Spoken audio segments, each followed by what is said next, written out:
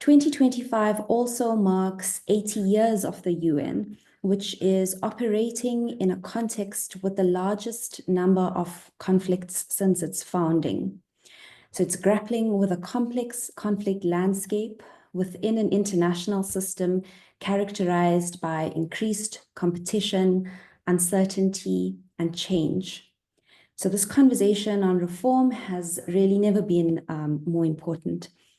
Against this background, and given the 20-year journey of the Ezulwini Consensus and other reform efforts, this context presents an opportunity for Africa to reflect on its position on multilateral reform.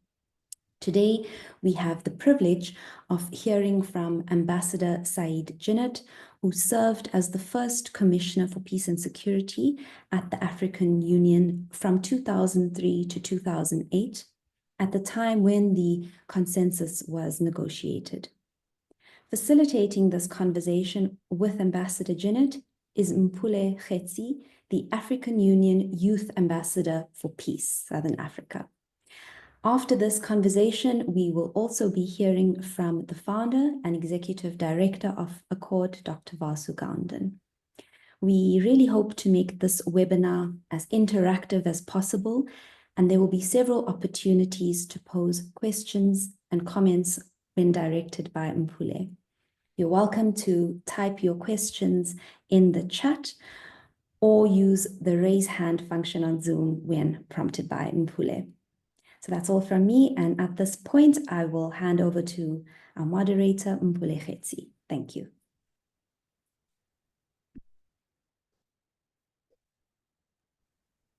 Thank you very much, Dr. Andrea Pra. And I am very happy to be facilitating this discussion today. I am, in fact, quite honored. And thank you very much for that very beautiful introduction. Let me start by saying good morning to all our wonderful participants here today, and a wonderful welcome to all of you. Thank you so much for joining us this morning as we will be exploring the Ezulwini Consensus, its origins, its principles, and everything in between, as Dr. Pra already stated, and what this consensus means for us as Africans. And I hope that today we have a mix of participants ranging from young people and not so young people, so that we can have that intergenerational exchange, and we will try to make it as interactive as possible, so that we have an exchange rather than a top-down approach. And with that, we will be asking, I'll be asking a number of questions to our Ambassador Djinnit here. And after he responds, everybody in the webinar will have an opportunity to share their questions, and we can have that interaction in between. You may raise your hand and you can comment, and I'll give you an opportunity. And it is befitting that we are having this discussion this month of May as we celebrate the Africa Month. We know May is Africa Month. Our goal for this session is to unpack the core components of the consensus and understand the perspectives of the various participants here today, so that we may identify the different pathways to its implementation or its realization. We encourage an open, respectful exchange of ideas, grounded in facts and driven by a shared commitment towards progress and towards a wonderful discussion. This will be a two-part discussion with two distinguished figures that have a wealth of experience and a wealth of knowledge, and they will be bringing this history of the Ezulwini Consensus to life, because they were part of this process one way or another as it was happening. And of course, today, as mentioned, we will be with Ambassador Said Djinnit, and next week we will have a different participant. You'll see it in the flyer, and I hope to see most of you at that discussion as well. With that, let me just give us a brief moment for Ambassador Said to just wave and say hi to everyone, just to make sure we can see him and hear him. Are you seeing me at least? Oh, yes, we see you. Okay, so I first just want to thank Accord for organizing this event. I think it's very important, as you say. May is very significant month for us Africans and the diaspora, because we celebrate African unity and history of our continent, which was unfortunately paved with challenges. Talking about the reform of the UN Security Council is talking about reviving and reactivating multilateralism. And addressing this issue at this point in time is very, very relevant, because the trend, unfortunately, is for unilateralism in the world as it stands today. So I want to welcome all participants and expect that we'll have a very fruitful and lively discussion. Again, I want to add that I will be speaking from the perspective of somebody who has been involved in African affairs in all these issues, but I will speak also from my current position as somebody who has a critical view on all we have been doing and what we are doing currently now. So I will have distanced position on what we have done at the African Union. And it is that critical aspect that we will be, that your critical viewpoint that we will be especially looking out for. Now, Ambassador Djinnit, as we now dive into the conversation with my first question to you would be that many people believe that we experienced with the Ezulwini Consensus an unprecedented African unity on a major global governance issue, which was the call for reform of global institutions, in particular the United Nations. And we would like you to share at this point, narrate, if possible, the genesis of this consensus. Where did it all start? And in that process, also highlight for us the historical and the political context that pushed for this consensus. Over to you. Thank you. From what I saw in your document, I think from my perspective, it's the most important, especially for the new generation to know from where we're coming and where we are going. As I have seen now, I see sometimes that people tend to forget the itinerary of Africa, and they're talking about the current situation only. So this question is very relevant, and I'm happy to answer. The issue of the common African position on the reform of global international institutions, especially the UN Security Council, I see it's an itinerary which started during the era of colonization and post-independence, and I could see 4 phases, successive phases. And the first one is obviously the era of colonization and post-independence, which was an era where Africa had no voice at all, was dominated, so therefore was excluded from any role in the international community. It was not an actor, it was a subject of competition among the colonial powers at that time. So there was a sense of deep frustration in the post-independence era that Africa, which was under colonization, most of them, when the whole international system was built after the Second World War, it was done without it. And now it it emerged as a dependent continent, but yet not involved in the international affairs. And that was the sense of frustration. But in the 70s, a new phase has started, is the state of contestation of the system, saying, no, during the 60s, we got independent, we just tried to understand in which context we were to exercise our sovereignty. We realized that we have been marginalized, but we should not accept that. In the 70s was a phase of contestation. You remember, there was a strong call by Africa, supported by other members of what we call today the Global South, the Non-Aligned Movement and many other institutions, and there was specifically an African demand at the United Nations General Assembly for a new international economic order.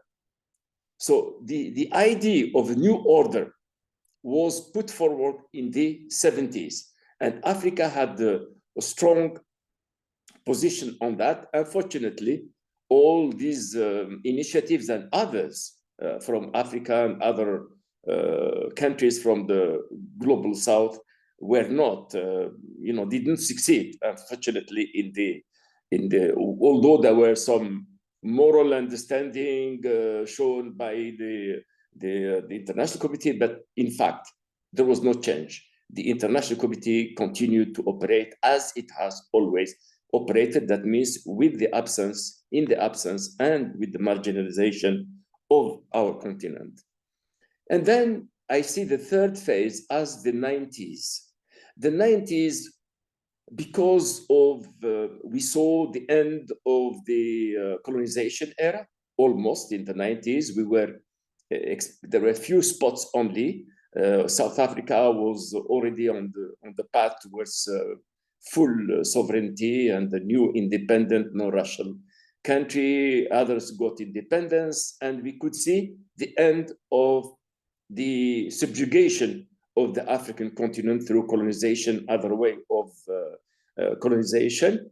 And we start looking, so what's the role of the Organization of African Unity, which so far has helped essentially to mobilize Africa and the rest of the world for the decolonization and the end of apartheid.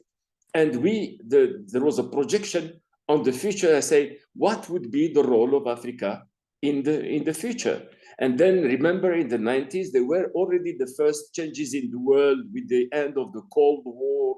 There were some already, and then there was a very important report that was submitted by the then Secretary General of OEU, Salim Ahmed Salim, on the fundamental changes taking place in the world and what's the response of Africa. So we asked the question, how are we going to face the challenges that are ahead? And there was a very intense debate, and a very important declaration was adopted in July 1990, which not only from a point of view, but it's so obvious that it is the most important document after the charters and the principal documents that the OAU has adopted to pave the way ahead. And in that document, there was an emphasis on the need for Africa to unite so that we can be relevant in the new world. And it was a world of integration, of working together. And we said that Africa should find its way in the new world. And the idea of discussing what role Africa could play in the International Committee was put on the agenda, and especially the reform of the United Nations and its Security Council. It is in that context that the summit of the African Union requested our permanent representatives, African member states representatives in New York, to prepare a document on what should be the position of the OAU on the reform of the UN Security Council. And they came with a proposal which stated that Africa should have at least one member, one seat, permanent seat in the UN Security Council that should be assumed, that should be occupied by rotation among the African countries. So this is how we developed that initiative, that the common position of Africa remained for many years throughout, till which the position was changed in Ezulwini Consensus. The position of the OAU was that, are you hearing me? Yes, Hello? yes, can, Ambassador. Okay. Yeah, so the position remained unchanged until the Ezulwini Consensus, Africa requesting for one permanent seat that should be occupied by member states on rotational basis, because at that time we wanted to avoid a number of things. Is one, to ensure that there is no competition among member states for the position, and since only one could occupy that position, it was difficult to envisage which one could play that role. So therefore, for issue of equity, and as you know, the principle of rotation is one key principle of the Organization of African Unity, which gives chance to all to serve Africa.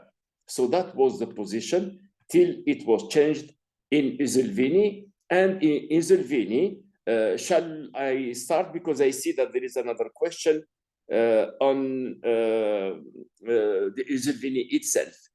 But otherwise, the background, I see it that the moving from the colonization and post-independence, which is an era of total absence and marginalization, to the era of 70s of the contestation by Africa, supported by the international, by the global South, and then the 90s, when we moved from the contestation to the proposal, and we put forward the proposal for Africa to be represented permanently at Security Council on a rotational basis by member states because of its own consideration to ensure that it would be acceptable, because otherwise the competition will be so high that they will not agree on even having one representative for Africa. So this is what I could say at this point, but I will address the issue of the Ezulwini later in the discussion. Thank you. Okay, thank you very much. That was quite insightful. Let me just check if there are any questions from the participants, if there's anybody who would like to interject.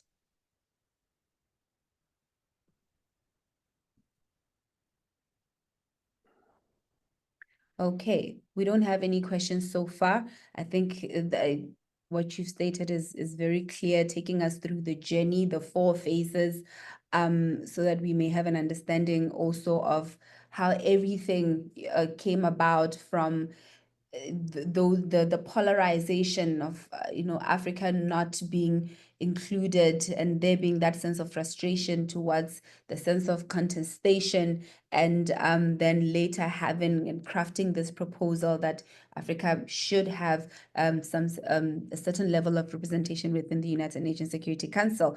And if I may now proceed to say that from what you've said, it's clear that there was a need, or the Ezulwini Consensus was born out of a need for Africa to speak with one voice on this reform. And in that regard, are you now able to share with us what that looked like, what the strategies were,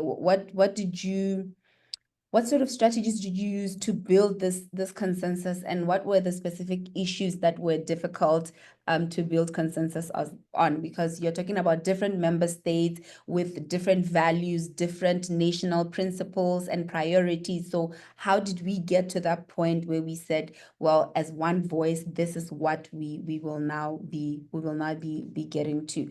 And before you could respond to that one, Ambassador, I see there's a hand. Yemovi, I don't know if I'm saying that right. Saku Collins, you have the floor. Okay, Please thank you yourself. Thank you very much, moderator. Can you hear me? Yes, we can. Thank you. Okay, thank you very much, and then thank you to our court and then the ambassador for this event. I'm very grateful for the historical background you just gave us about this consensus.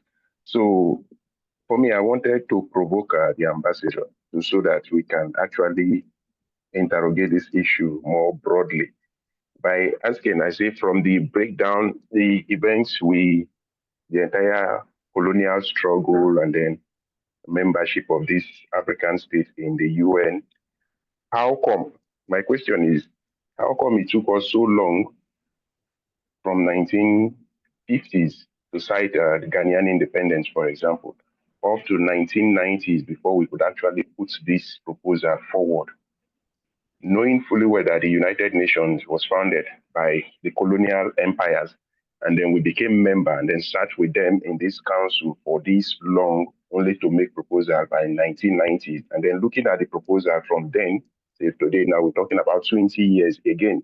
The same question for me is the issue of time. It took us that long to make a proposal to say this institution that claims to have global or to represent global interest is actually unrepresentative at all. Today, as we speak, the world population is about 8 million, and then 8 billion, and then 1.5, roughly 2 billion is in Africa. Asia has about 4 billion. China is one of the representatives in the Security Council, so that's fine. That's questionable but understandable. But Africa with 1.4 to 2 billion, no representation, 20 years after this same proposal was tendered, and then we are still there comfortable. Like, what are we doing? That is my question. Like the issue of timing, because it's as if when we waste time, it almost become a tradition, and then over time, it almost become a non-issue, so that it's as if it doesn't really matter. Thank you. Thank you very much. Ambassador Djinnit, you may respond. What took us so long?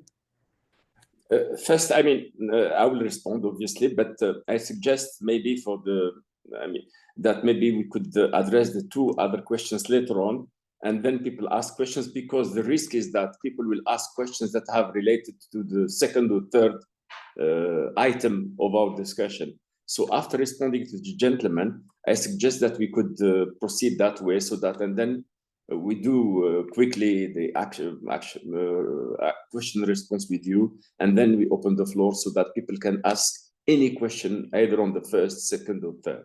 Okay. Now, why did it take that long? Well,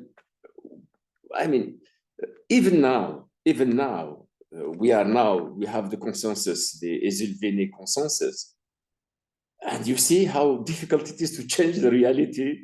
You have seen the resistance. How can you expect countries like France or UK? Nobody will ever question the position of the US and China, and to some extent Russia in Security Council. But countries like France and UK and others, they have other powers that are that have more strength than these two countries, and they are not represented in Security Council. To show you how the people that are there now are resisting any possibility of reform that should not take into account their fait accompli position, their status quo position. So from within, the big progress is that now people agree on the principle of reforming. For all this time, the Security Council was adamant to any change of the membership of the Security Council. So that's why Africa, yes, has grown in terms of population, but unfortunately, it has not grown in terms of economic strength. It has not grown in terms of sufficient political unity and common position to impose, not to impose. Nobody can impose anything on its own. It needs negotiation with the other regions. So the process of negotiation is always slow. And Africa, as I try to explain, has always been asking the right questions and fighting for its right. In the 70s, there was a serious fight. You should not undermine the efforts that were done by Africa at that time. It was unbecoming from anybody to come and ask some questions like Africa has asked in the 70s. They asked very tough questions and fought for their right in the international arena. And in the 90s, they articulated a common position and they defended it at the time when there was no interest at all in the Security Council to reform. Now, there is, after the Ezulwini, we have seen, I will say it later on, we have seen a trend towards looking at ways and means to open up the Security Council to other membership. So therefore, yes, I can understand the frustration of our brother in terms of how he took, and nothing is done even now. I mean, we have been talking about development for the last 60 years. And which country can we say that is fully developed now in Africa? Which one? I will not be able to answer this question. So unfortunately, change is difficult to obtain, and negotiations, especially when you are within your countries, where you are your own authority and sovereignty, is difficult to make changes in our own national countries. Imagine moving the international system. It's very, very, very difficult. It needs negotiations, and negotiations are by nature take some time.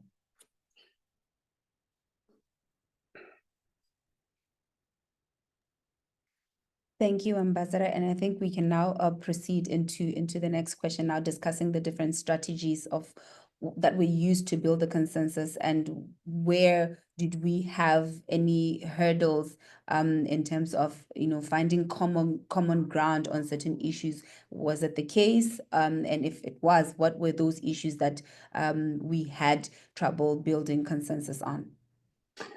Thank you very much. So as I explained, the first common position was adopted by based on the recommendation of the OAU member states representatives in New York. They were interested directly by the summit of the OAU at that time. And I remember almost every year, the dean of the permanent representatives of the African countries in New York came and briefed directly the summit on the progress on this matter and the recommendation. As I say, it took till the early 2000s when the change came. In 2000s, when the African Union was created, the process of consultation was different. So a team was appointed, I think a firm was appointed, and they undertook broad consultation with the regional mechanism, with member states, and they came with a proposal that was discussed in Ezulwini. And the main issues that were discussed at that time is the issue of the issue of the permanent seat with veto. The issue of veto has been one of the main issues that was discussed. Africa in general, throughout the debate, even in the 90s and in Ezulwini, there was a reluctance to the principle of veto. And to give you an indication about the position of course, if they cannot change it in the UN, then it's better to take it, obviously. But in principle, the African common position was the veto is not helpful for any international organization. To some extent, to extend that, when we established the Peace and Security Council, corresponding to the UN Security Council globally, kind of Security Council for Africa, the issue of the veto was discussed, but it was rejected because the position of African states in general was that veto is not something that should be is not acceptable. But since the veto existed in the UN, and if you have to take a permanent seat, then we should claim for a permanent seat with the veto, attached veto. You cannot ask permanent seat without veto. So, and again, as part of why the Ezulwini was reactivated, the process of consultation was reactivated in the 2000, because there was more, there were demands from other countries like Brazil, India, Italy. There were Germany, and other groups have constituted themselves as groups demanding to be part of the Security Council. So Africa has to position itself vis-a-vis all these alternatives of other countries. So therefore, we had to ask the maximum, like others were asking. Africa, because of its population, its national resources, its potential, because when you talk about the reform, it will be there for decades and maybe more than decades. So therefore, we have to project ourselves as Africa in the future. And Africa today is not sufficiently developed, but in 20, 30, 40 years, maybe Africa will be very economically important actor. So therefore, the debate that took place is on the veto system, and then of course, as we don't accept it within Africa, but since it is there, we cannot change it for now. So we should ask for one permanent seat, or 2 permanent seats with attached veto power. The second question, which was inherent, which has caused some difficulties in the consultations. Yeah, people are accepting, but saying on the assumption that it should be me. You understand? Each of the countries that believe they could be one of the two were supportive, but on the understanding that it should be my country, without mentioning the names. I mean, the countries that are at the time of the discussion, Ezulwini prominently, aspiring to the position. So there was a kind of competition, and finally they all accepted on the assumption that it will be me. So that I will make some comments later on. And then there was the issue.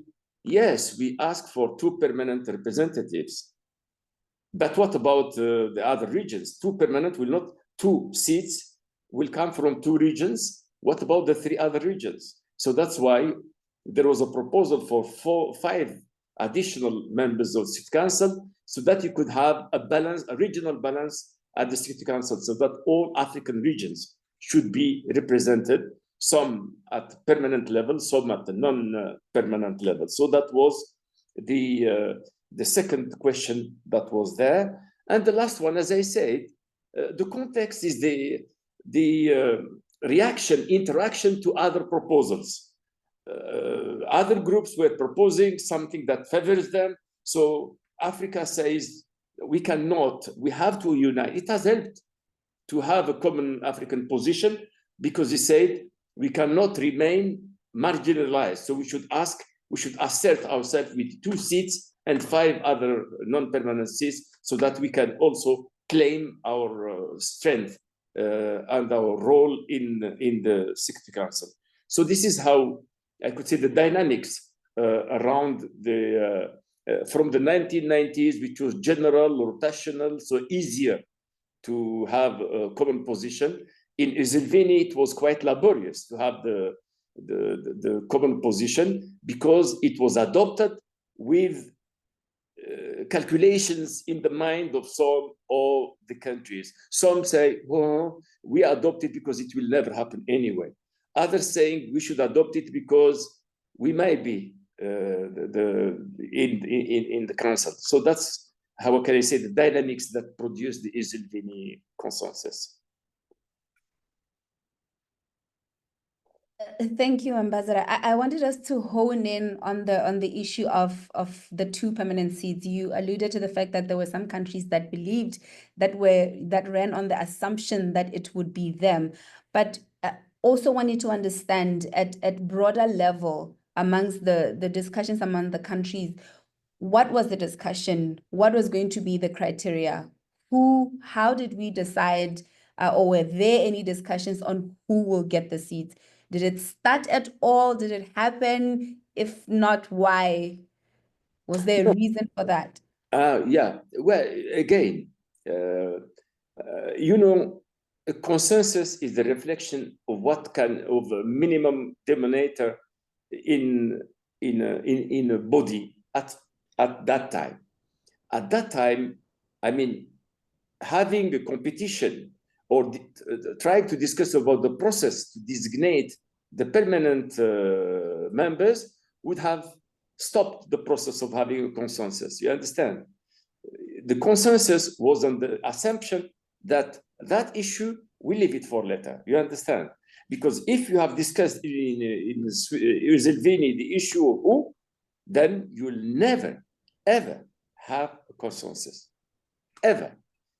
Then we would be back to the old position that Africa should have 2 permanent or 1 permanent seat in the Council based on rotational basis. That would everybody accept, whether it happens or not, it will be acceptable. So I'm saying clearly that was a non-starter.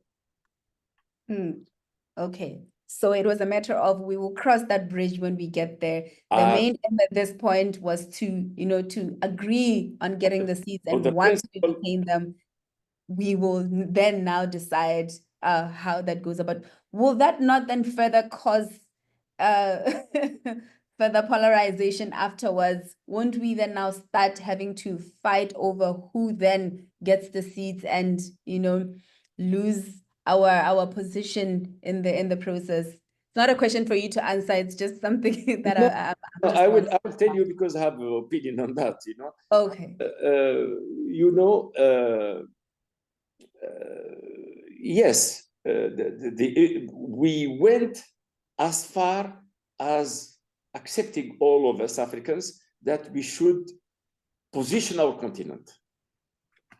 It's already in Ezulwini, it sufficed to say other regions are positioning themselves. We too should position ourselves not only as we are today, but as we project ourselves in the future. So we deserve proper position in the Security Council and the multilateral system. And then the rest will come later. But you are right. That's why I say after the Ezulwini Consensus, we started observing competition among potential candidates to the position, especially in the aftermath of the consensus. Everybody saying, hey, let me play such a role, let me raise my profile in such a way that I will be seen as the right candidate for the position. So countries that were not in competition before, I mean, there is a general competition in everything, but there was no specific competition. I could see from the position I was holding at the time, I could see that there was a sense of competition between at least 2 or 3 countries. Care to share which 2 or 3 countries? Well, Nigeria was one of them, saying it's first population. South Africa is saying, hey, why not us? We are. Egypt saying, neither of you, me. You understand? And between the 3, there was an obvious competition already. But others were positioning themselves. Imagine. I was saying, that's why I want to be critical. That's why I say, if you are president of Congo, you say, hey, you are talking about Nigeria. What about me? The population is there. The resources are there. The resources are not in Egypt, they're in or South Africa, they're in Congo. You understand? They could have also, I'm giving this as an example, but other countries can project themselves. Ethiopia, Algeria, Morocco, even Morocco now, So everybody sees him or herself in the Security Council. I absolutely understand. I'm sure even if I was a leader at that point, I would want to see my own country, at that point.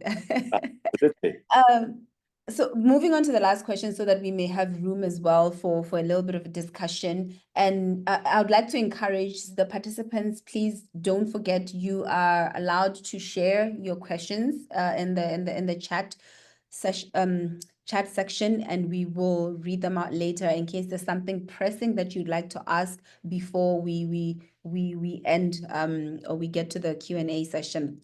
I wanted to now ask the final question in terms of this Common Africa position.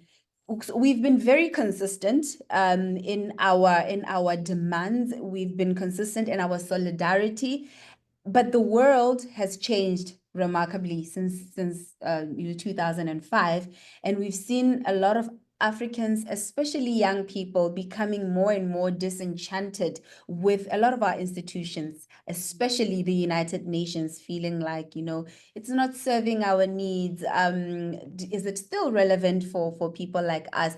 And with that said, I want your comments on our current position within the global community. What's Africa's position, and how do we keep the Ezulwini Consensus relevant? But also, is it even still relevant at this point? Do we still need to continue pushing for that representation, pushing for those seats, seeing as that we've somewhat reached a deadlock in negotiations, especially when talking about the the veto powers, where we've seen the P5 being less inclined, towards creating new veto-wielding members?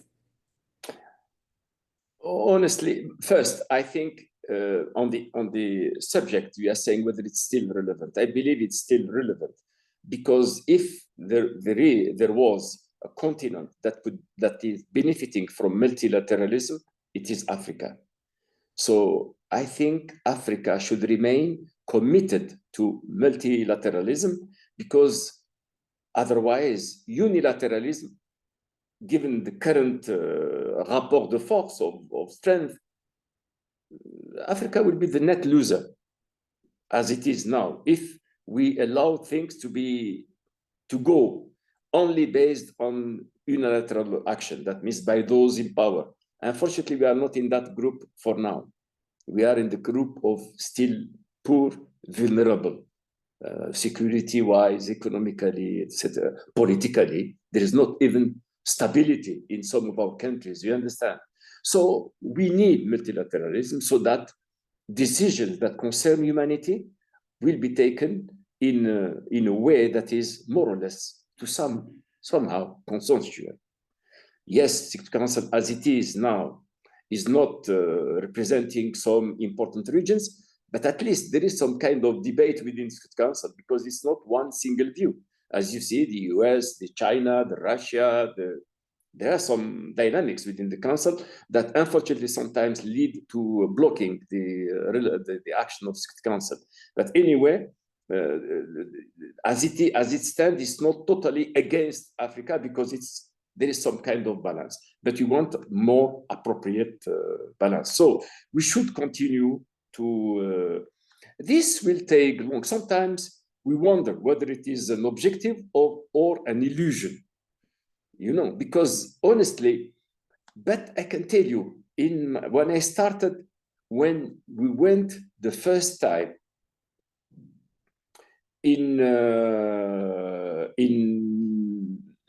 to raise this issue, there was no opening whatsoever. It is a no-go area. Security Council, you go to France, when you ask France to say we have to review, to change the composition, the response is big no, impossible. So now France, as you say, 2-3 years ago, the US president, former president of US, President Macron, made a statement saying we should reform the Security Council, we should get new comers in Security Council. Such a declaration would have been just impossible before. So you could see in 20 years, we made some progress. That's why I say to the gentleman who asked the first question, that this issue is somehow between an objective and illusion. It will take, unfortunately, it will take time. Now, yes, we should continue arguing, but I have concern. As I see Africa today, honestly, I have some concerns. I see the sense of unity diluting. I attended the last AU summit. I don't remember seeing many heads of state in the summit. When you have a summit with China, Japan, the US, with the EU, you have all African leaders going there. And then when you go to the own African Union annual summit, they're not there. I remember when you enter the chamber of the summit, there is emotion. when you go there, there is emotion. You think that we are doing something for our continent. I didn't feel that sensation, that impression when I went this time to the summit. It was like a seminar or workshop, like this webinar, you know. So I see a declining sense of unity. The African Union is losing its strength. You see now, you remember when we created the African Union, we said the bottom line is African solution to African problems. Where we see now that most African problems are solved outside Africa. You see that the Eastern DRC, Angola was supposed to be the chairman of the AU and the lead nation for the peace process with the East African community. He had to resign because they went to Qatar to solve the problem. And now they're going to Washington. It's somewhere between. And then you see President Obasanjo going to Washington and then invited only for the cocktail. And then President Obasanjo is member of the panel that was put forward by the African Union. So I'm saying I'm concerned about the marginalization of the African Union and the declining sense of unity of purpose. So without such unity of purpose, it will be difficult to maintain the common African position, especially when you reach the point, as we discussed earlier, when you have to decide on who, if it ever happens that we should change the composition, if one day we accept, even if they accept the proposal of the African Union, who will represent the continent? And there you see that what I am describing as the declining sense of unity and purpose may play against us, and people will say, I prefer to block the process than allowing X to be the members of the council. This is my concern. I wanted to share it on this occasion. Thank you. Thank you very much. And I'm sure for the young people, they would move towards, this being more of an illusion than it being an objective, given our different experiences. And as you rightfully shared, I've also come to understand that there's been a growing sense that with the Ezulwini Consensus, we managed to achieve unity on paper, but there's still a lot of fragility behind the scenes, and a lot of that will come out if we ever get some sort of resolution. That's when we will now see that the consensus was never in fact a consensus. Thank you very much, Ambassador Djinnit. I will now open up the room for any comments. I would like our participants to please weigh in on this conversation because it's a very important discussion, especially moving forward in terms of discussing whether this ambitious endeavor that we have embarked on. We embarked on 20 years ago. Is it still relevant for you as a person who's attending the session? And what are your thoughts? Please raise your hands if you would like to. Okay, I see. I'm gonna try. It's Vinka Couture. I'm so sorry. Please do share your name so that I may also learn how to pronounce it. Yes, it's Ezulwini Consensus. Thanks a lot. Thanks a lot for this interesting webinar and also for sharing the insights from this process, because indeed for so many decades there was this attempt to reform the UN Security Council, UN system, and it was not going forward. Do you think that currently, taking into account that now UN security system is not working not only for African countries, but for many more other regions, there is more opportunity to revive the changes at UN Security Council, and which mechanism or which collaborations would you say could work, taking into account that, yes, there is less unity at the African Union level? Do you think there are as a potential groupings that can play the role in the reform of UN Security Council. And the second part of this question is about nuclear weapons, because it feels like, Security Council veto right is linked to the nuclear heads that the countries have. Was there ever conversation among African countries? Obviously, there is a Pelindaba Treaty and a very clear position on that. How that ever in the process of UN security reform, the conversation about nuclear weapons came in? I hope it's clear. Thank you. I'm not hearing you. I think you are muted. Thank you. Thank you, Ambassador. And thank you very much, Zenka. I think that was clear. Just checking if there are any more questions. I do see some questions on the chat, but I wanted to check first if there are any participants with their hands up before I get to those questions on the chat. Okay, I'll proceed to those questions, Ambassador. The first one is from Zenzo regarding the ambassador's view on this declining sense of unity. What is to be done to regain this sense of unity as well as the unity of purpose amongst African leaders? So what do we do to revitalize that sense of unity?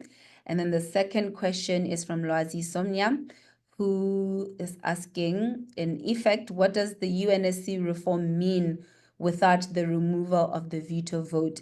Are we vying for representation for the sake of representation, or are we attempting to democratize the international system? And since there's an obvious decline of unity, can this affect, or will this affect the implementation of the ACFTA? African Continental Free Trade Agreement. So those are the questions, Ambassador. I will now give back the floor to you to attempt. Well, I only understood the question. I think the question asked by the lady who spoke. I got but the one you just posed, I think you saw it in the chat, most probably, no? That Yes. one I didn't get it properly. But let me first address the question asked by the speaker. Now, I will start by the beginning. It's always good to start from the beginning so that you have more time to think about the first question.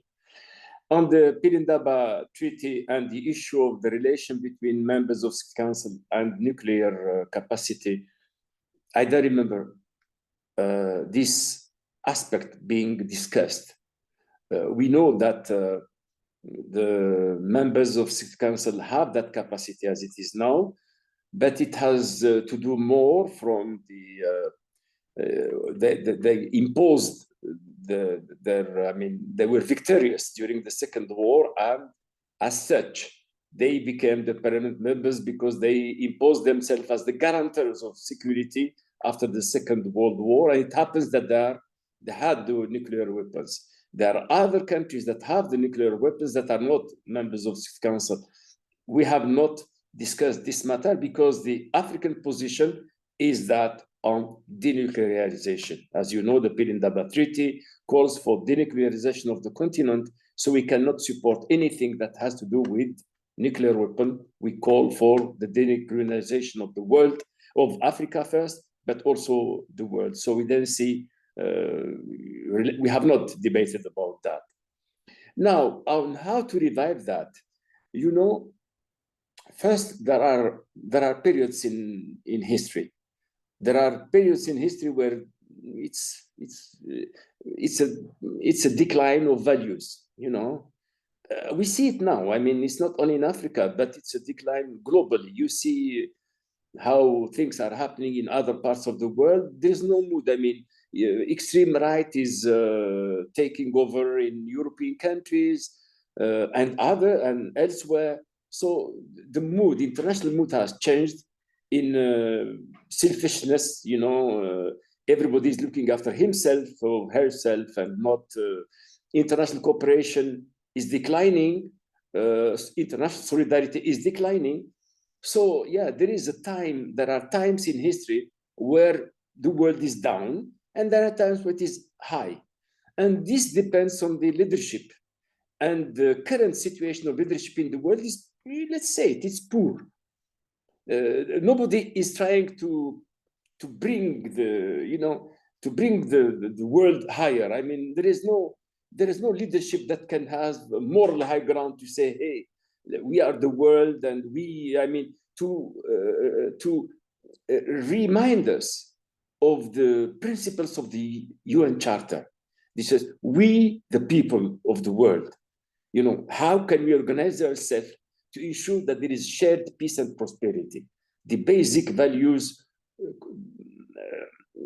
enshrined in the UN Charter and the African Union Charter or Constitutive Act. So I didn't see that leadership that can lead us towards achieving, towards reaching, towards meeting and reminding these commitments.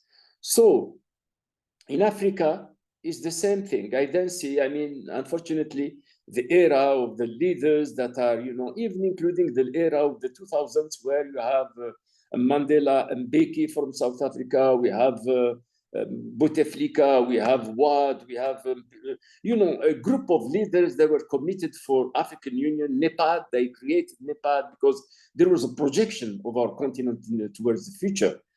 The mood today is introverted. People are looking at what they can do for their own countries, how to solve their own problems. We are overwhelmed with our internal dynamics, democratic, economic, social, political, like in the case of the coup d'etats in the Sahel. So yeah, we're all taken, overwhelmed by our own problems, that there is no little time. That's why I say when you go to the AU, there is no time for the AU, because there is more time to go to Russia, to Washington, to Japan, because there is something to take, than going to the AU where you have nothing to take home.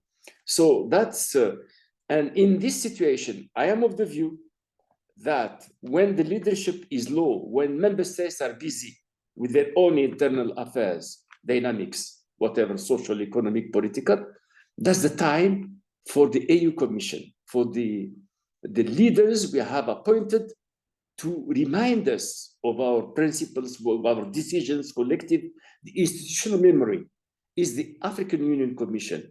So when the member states are very busy, it's the role of the Commission to bring the countries together, take initiatives, make proposals, and let the leaders, and mobilize the leadership, because it's their role. Every head of state is thinking of his own country first. But when you are at the Commission, you are thinking only for the continent. You are not thinking about one member state, you are talking about the continent. So they are paid the whole day working on that. So they should mobilize and galvanize the energies. I know what it means, because in 1990, when I refer to the declaration, the Addis Ababa Declaration of the Summit in 1990, it was a proposal by the Secretary General. He saw the changes in the world. He said, hey, we are losing a sense of purpose. The OAU was only for decolonization. So what is the purpose of getting the OAU now? People will go back, say, the business is over, let's go home. You understand? So and we were able to get documented, to take initiatives, mechanisms for conflict resolution. This women, we mobilized member states, and they came together. And when you bring them, they see the interest of the continent. You should not let them for themselves, occupied by the internal dynamics. So I am encouraging the Commission to take the lead when the leadership is not taking its responsibility. When the African leadership is not taking the responsibility, I think they should take the lead. Now, on the other question, if you can remind me, because I didn't get it quite well. Okay, I'll give you 2 more questions. So we have about 4 more questions. So we'll take the first 2 now, and then two from the previous segment, and then after you respond, we'll go on to the next two. So from what Mr. Lwazi was asking was to say, in essence, what does then the United Nations Security Council reform mean if we don't remove the veto vote, as we had initially wanted as Africans to say, we should eliminate the veto vote, absolutely, but because we are not able to do it, then we should be able to request for two of our members to have that veto. So if we're not able to have that, have the veto vote as member states, or have it totally removed for everyone, what does it mean? Are we then just vying for representation just so we could say we are in the Security Council as Africans for the sake of it? Or are we then attempting to democratize the international system so that we make sure it's as democratic as possible? That's the first question. And then the second question is regarding the African Continental Free Trade Agreement, allowing for movement of goods. If we are declining, if our sense of unity is declining as a continent, will that unity affect other elements, other common agreements that we have agreed on as a continent, and for example, the implementation of the African Continental Free Trade Agreement? Those are the two questions. Are they okay? Okay. Thank you. Well, on the issue of the veto and the democratization of the UN Council and the African perspective, as I said in my earlier words, that Africa in principle stands against the veto system, and to make it clear, Africa has not endorsed the idea of a veto system in its own system, collective security system through the UN, the Peace and Security Council. The idea of consensus was not acceptable. So as much we don't accept it for ourselves, we should not accept it for the overall body, so the global body. So in principle, we stand against the veto system. But as I said, as long as the veto system is there and we cannot change it, if you have to be part of the system, we need to have our voice also with the veto system. That's the attitude of the continent. The veto system came out of the rapport de force of the situation that emerged after the World War II among the victorious nations. They were victorious, but they had a different view. So they said, okay, we agree on having this international security mechanism, but I can only agree if I have the right to say no and veto the decisions. So it was at that time the only way of putting together that system. It's anachronic today because of the trend of democratization. Obviously, we want a Security Council that was representative and democratic. That means that everybody has the same weight and there is no veto.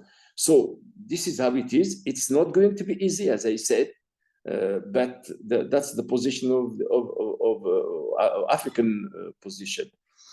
On how the feeling or the diluting or the declining sense of purpose affect the free trade arrangement, I see how you call it, contradicting trends.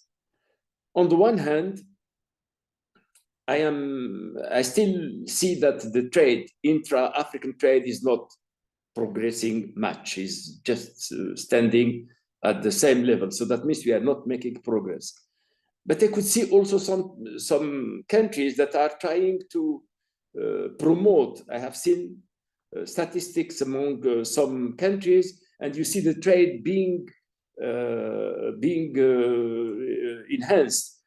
Coming from my country in Algeria, the free trade agreement is very relevant to the African business community. It's on the news. It's in any meeting they speak. Let's take the opportunity of this.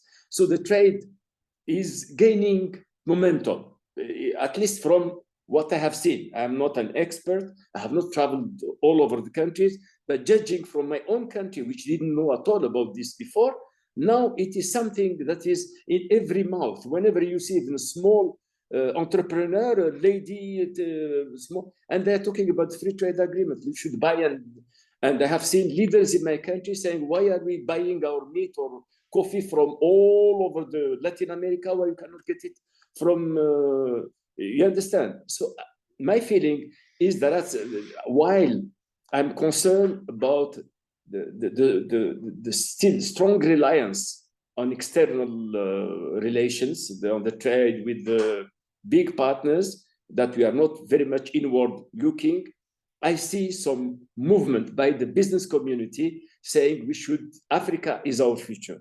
So I see these contradicting movements, and my hope, obviously, is that our business communities realize that indeed our destiny lies in our working together as Africans, and of course interacting with other parts of the world like it should be. Thank you, Ambassador. And I think, you know, the Continental Free Trade Agreement is one of the ways in which we as a continent can grow economically. You mentioned earlier that, you know, one of our weaknesses was that even though our population grew economically, we still don't have that strength. So it's also making our negotiations a little bit, you know, stalled. So we're hoping that we're able to utilize some of these instruments to tap into them to make sure that we accelerate the growth of Africa in that regard. And maybe at some point we will have a different kind of bargaining power. I wanted to move on to the next question, and this is by a young person, and they're asking, her name is Lilin Tlekare, and she's asking, with the shifting global power dynamics, what innovative forms of South-South cooperation could bolster Africa's negotiating strength on the global stage? Is that okay, or should I repeat it? That's okay. And then move on to the next question. This one is a bit more generic, but I think you will still be able to answer it with your experience. But I'll also try to bring it back to our discussion to say, how can young African leaders and civil society organizations be more meaningfully integrated into formal peace building and mediation processes, but not just mediation and peace building processes, but even in the discussion on the Ezulwini Consensus as part of our negotiations? How do we make sure that we also include the voices? Because we're saying a unity of voices, but that means not just the unity of voices for our African governments, but it also means for the citizens as well, including civil society, young people, women. How do we make sure that they are part of this negotiation process? How do we make sure that they are included, their voices are included? Well, on the first question on how this shifting in the international relation can affect us, and then how the relation with the South could be a way forward. I'm saying I have some difficulties with this South-South cooperation, because when I was born, we are talking about the South-South cooperation. And we have been talking about the improvement of the intra-African trade.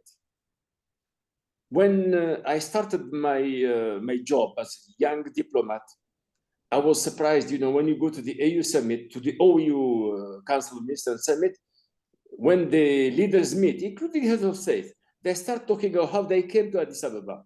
One would tell you I had to go to London. One would tell you I had to go to today, we are lucky that we have some airlines that are continental, like Ethiopian Airlines and other airlines that are coming up. But still, you have very often to transit. So the intra-African, as we spoke earlier, is still limited. And we are talking about the South-South. Even, yes, I think, and today the South, what is the South exactly? Me personally, I have a problem with the South. Is India as it is from the South today, or is not in the South? Is China in the South? I don't understand what is the South. Is Brazil? Yes, it's in the South because of the current president. But when there is change of the president, they will cease to be in the South. They will go north because they will align with America. You understand? So I have no clear views on how the South-South cooperation can get us out of the shifting paradigm in international relations. I am one of those who believe that the thing that could make us make progress is the intra-African trade, business, and unity. You could only be relevant with including in the South, if you are relevant within your continent. I personally believe in geography. You know, the history, we all have histories, but the histories can be written in a different way. But geography, there is no other way of writing it than as it is. Your neighbor will be there forever. While a partner could be siding with you or against you, I am a strong believer in the African solution to the African problem, including economic problem. The second question was on? It was on the participation and the inclusion of young people. Yes. I'm saying, unfortunately, as things stand today, the negotiations for this issue involve member states. You know, international law is based on sovereignty of states. That's how the international community is built, is constructed. Civil society is not an actor of international law. It's not a member state. It has no.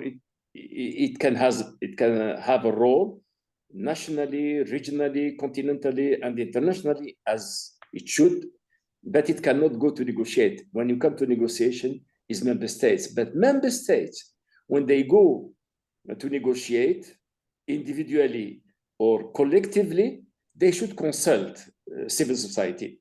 At least when I was at the African Union, when we started the process of civil society movement, we really consulted, I cannot say totally, but we really related to civil society.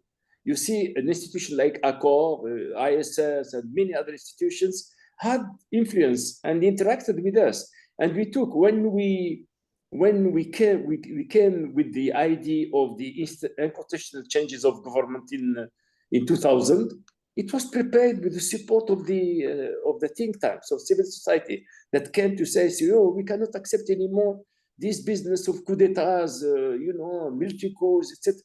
So yes, there was interaction. This movement should be strengthened so that when member states go to negotiate in New York, or when the African Union goes to New York, it speaks on behalf of the member states, including the civil society that could be vibrant civil society, and the youth and the women that tend to be neglected and marginalized.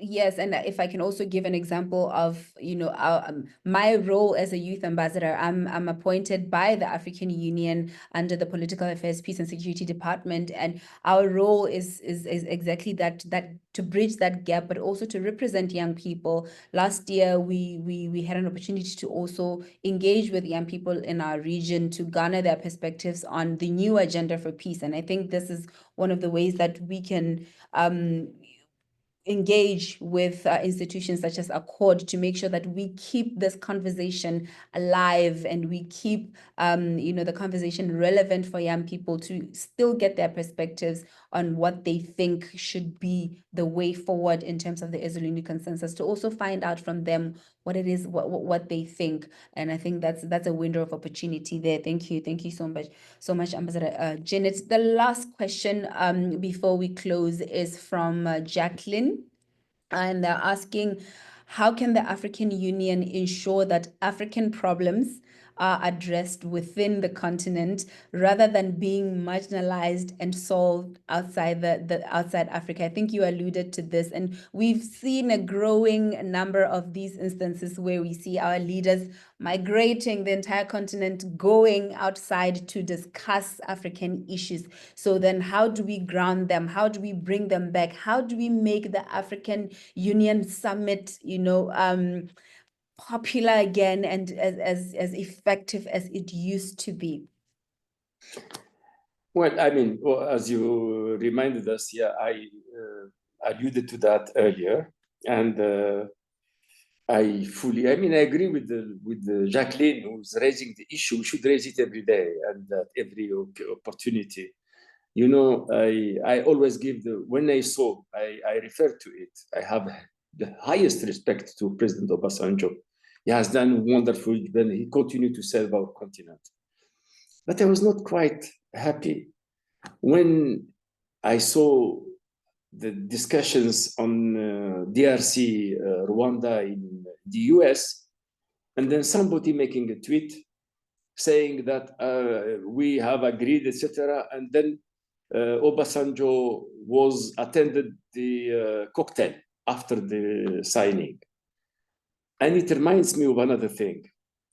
In 2000, there was an Arusha peace process for Burundi, led by Nyerere, and then after Nyerere, it was former President Mandela who took over from him and who led the process till we concluded and signed the Arusha Agreement in Arusha, obviously.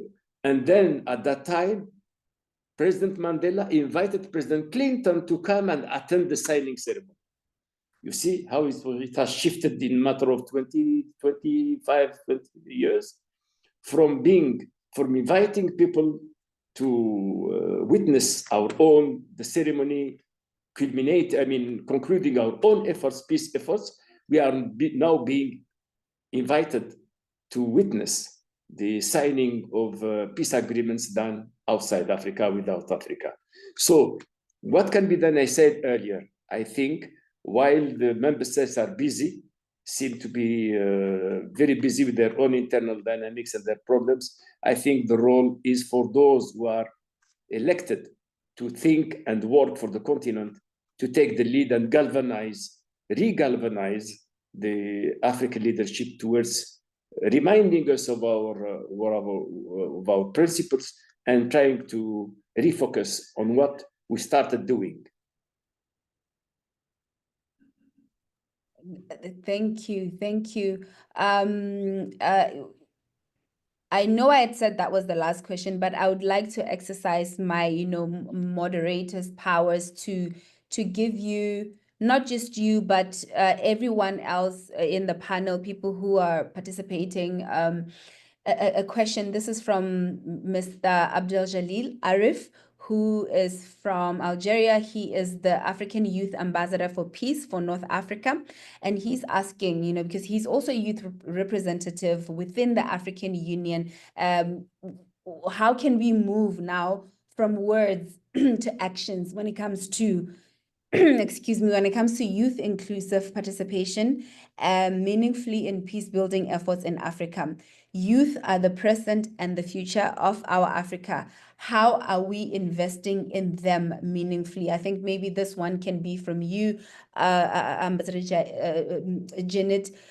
Your experiences, what have you seen, or any initiatives that you have been a part of where we moved from turning off the microphone and making sure that we start putting all of that into action to make sure that young people are participate. And for the young people that are also here in the conversation, please feel free to just share on the chat what you think could be done. I think I'll close off the questions after this one, but share strategies on what you think could better be done for you in order for you to be included. And with that, Ambassador Said Djinnit, you can comment and say your final takeaway for us as we will be ending this conversation. Yeah. What can I say? Moving from words to deeds to actions has been the motto of the OEU, African Union, as long as I was involved there. And I must say, I'm sorry to say that I have seen very little action. We have seen tons of documents. You know, when I joined the OAU in 1989, there was Salim Ahmed Salim, who was Secretary General of the OAU, and there was somebody Nigerian called Professor Adedeji, who was the Executive Secretary of the Economic Community for Africa, based in Addis Ababa. That means the UN Economic Branch for Africa. And they were talking, and they were jokingly saying, you know, talking about that issue, saying, you know, when the leaders, they come, and then at the time there was no internet, there was no connection, you know, it's everything in paper. And they're saying, you know, they go with heavy documents from the OAU about reports and decisions. They go with piles of decisions.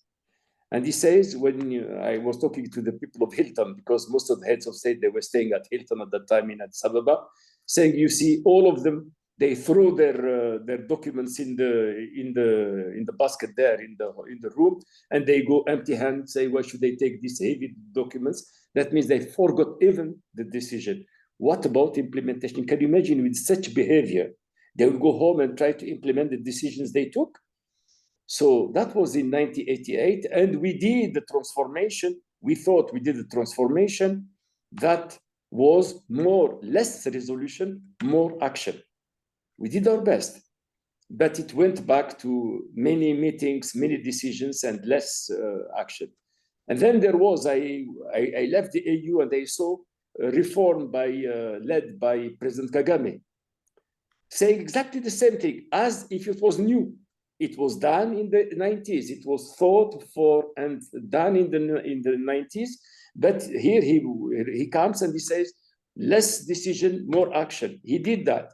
And I wonder if you ask him now, President Kagame, Your Excellency, what do you think about what you started? And I'm sure he will tell you that we did our best, but you know, unfortunately, the action is still limited. I am sorry to say that, but we are part yet of a culture of talking, not of a culture of doing. That shift is not yet. So maybe that's my message to the youth. Since you are asking questions that are difficult, saying because you are worried about your continent, but what is expecting you, please come, join when you are in positions, don't forget what you are saying today. When you will be there to take decisions at the member states or at the AU, don't forget what you are the question you're asking today, that you should less decisions and more actions. Because I was young like you, and I was of the same view. I did my best. I think I did my best, like many thousands of others at the AU, OEU, UN. But things are difficult to change. It needs maybe a new wave of now with the new means. Maybe we have more tools. Maybe we didn't have all the tools at that time. You have more tools for the implementation. I think this is important that maybe your generation should take up very seriously, because otherwise, as I said before, our objectives will remain illusions. And thank you so much. I completely agree. And I must say, even we as young people, you know, working on the ground, we are trying our best. We are doing our best. But the truth is that, like you said, we are not in positions of power. And by the time we come into positions of power, we will no longer be young people, and our interests would have changed, and the cycle will keep on continuing. So I think it's upon us to just make sure that we keep that momentum alive. If we've been able to have this same level of commitment and consistency like we did for the Ezulwini Consensus for 20 years, I think we can do the same in terms of issues around youth inclusion and youth participation, to make sure that even 20 years from now, when you meet me, Ambassador Said Djinnit, I will still be advocating for the youth, even though I will no longer be a young person, so that we make sure that we protect our future. Thank you very much. This has been a wonderful conversation. I don't think the level at which I have read about the Ezulwini Consensus has not given me what you were able to give me today in terms of your experience, understanding in detail, from somebody who was there, from somebody who was part of the process. So I think for a lot of people on the chat, on the conversation rather, they felt the same way. And with that, I would like to give over now to Dr.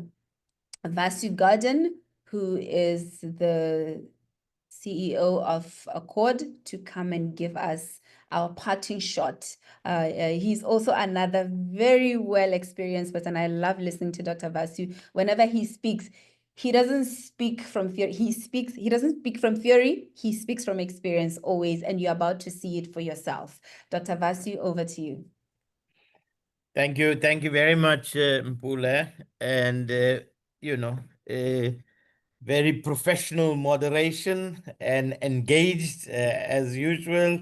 I'm sure, Said, you can also affirm that, this gives us some hope for the future when we see our young people. And, she was with us or the last 2-3 days on the 1325, and I've seen Mpula in Abidjan and elsewhere. Really, I have hope when I see young people like Mpula so engaged in the continent and what we're doing. Of course, we have got it from the best of the best. Ambassador Said Djinnit, there is nobody who has that experience on the continent when it comes to having been in just about every institution. So there is a history in the embodiment of Ambassador Said Djinnit. We are so lucky to have you and to have your thoughts. And sitting and listening to you, let me start by saying that we were together at the last AU summit. And I share your sentiment. I have, as you know, we first met in 1993 at the OAU. And we have attended many summits of the OAU. And really, the emotion you talked about that we felt in those days, and what happened in the, I would, like you, I didn't feel the same thing. It was, as you put it, like a seminar or something. I don't know. I just couldn't feel that same emotion that was there. And Abdul Muhammad was with me. As you know, Abdul and I were together most of the time.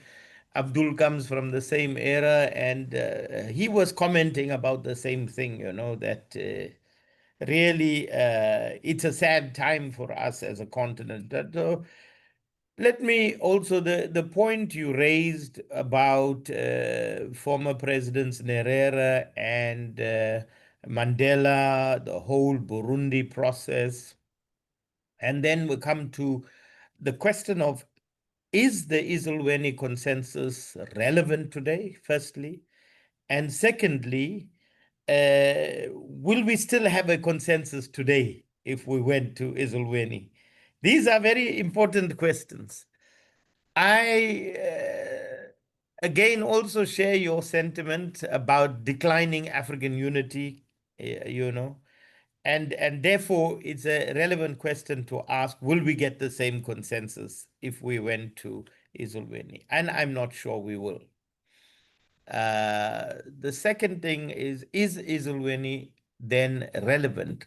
Absolutely. For the reason that Ambassador Said Djinnit gave, that in today's world, more than at any other time, for countries like ours on the continent, other small countries across the world, multilateralism is vitally important. It is our protection, the protection of our sovereignty. And that part of the United Nations that speaks about the equality of nations is important for our sovereignty. Now, if looking at that and then just your comments, Ambassador, you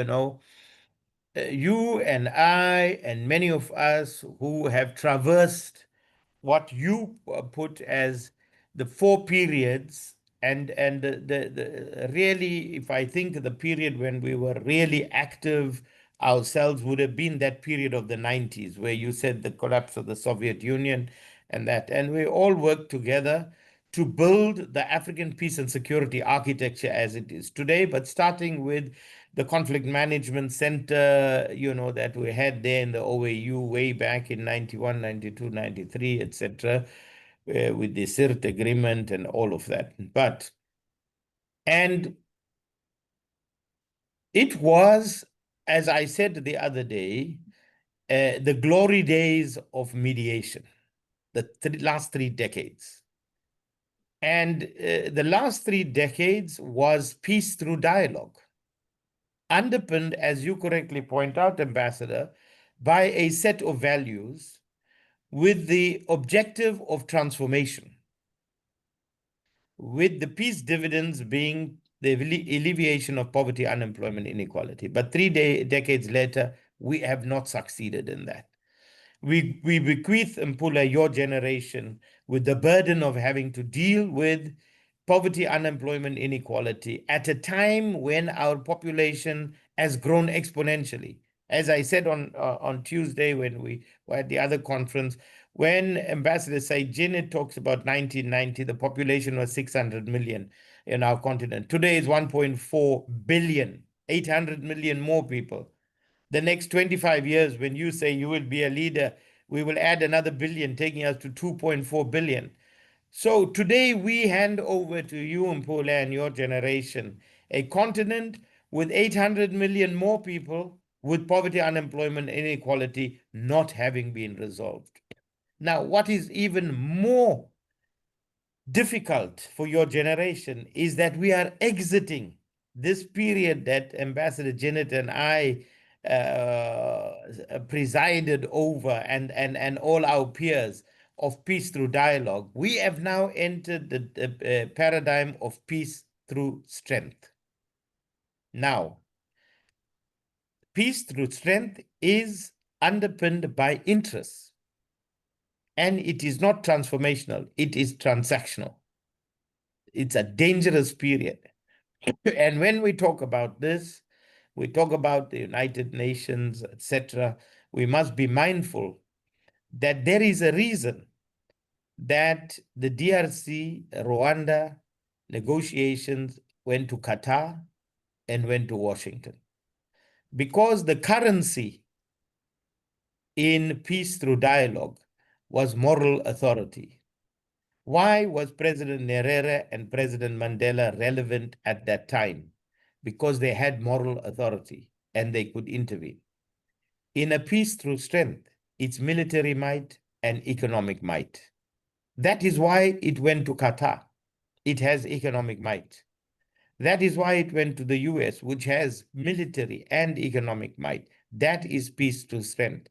No single African country, and I stand to be questioned by anybody on this, no single African country today has military might or economic might comparable to have leverage and the currency that will allow us to do mediation on our continent. This is the danger of this period. This is the relevance of the Ezulwini Consensus. Unless we reform the UN, make multilateralism relevant, we will become irrelevant. But thank you very much, Ambassador Djinnit. Thank you, Mpula. This is unfortunately a difficult time, and we can only succeed by not talking, but by taking action. Thank you. Thank you very much. I think I had a lot of optimism, but Dr. Vasi, you set in a set of realities that it's a bit difficult to swallow as a young person, knowing the kind of continent that we are inheriting and wondering if we are up for the challenge and wondering what we are going to hand over to our own children. So yeah, I think it's something that we should think about, all of us as young people on this call. But again, I cannot overemphasize my gratitude in terms of your experiences that you've shared here today. I hope that we will meet again. To all the participants, we'll meet again next week. We'll have the same discussion on the 29th. We'll be with Ambassador Welile Nhlapo. Same time. Yeah, look forward to that. And Dr. Vasu, I was attending the summit, the AU summit, for the first time this year, and I was very excited, you know. And we were saying it's the Met Gala of it was the Met Gala of African states. So it's sad to know that it's not what it used to be, and that aura that we got was in fact, you know, could have been something else, and there was more to it back in the day. So again, we're hoping that in the coming years, we will revive that sense of unity moving forward. And with that said, if there's nothing else from the technical team, which I'd also like to thank for holding us together, Paida and everyone else, Dr. Andrea, thank you so much. I think this will be the end of the conversation. See you again next week. Thank you. Thank you very much. Thank you. Thank you. All the best. We talk. Have a great Good. weekend. We will, absolutely. Bye, everybody. Goodbye. Okay, bye-bye.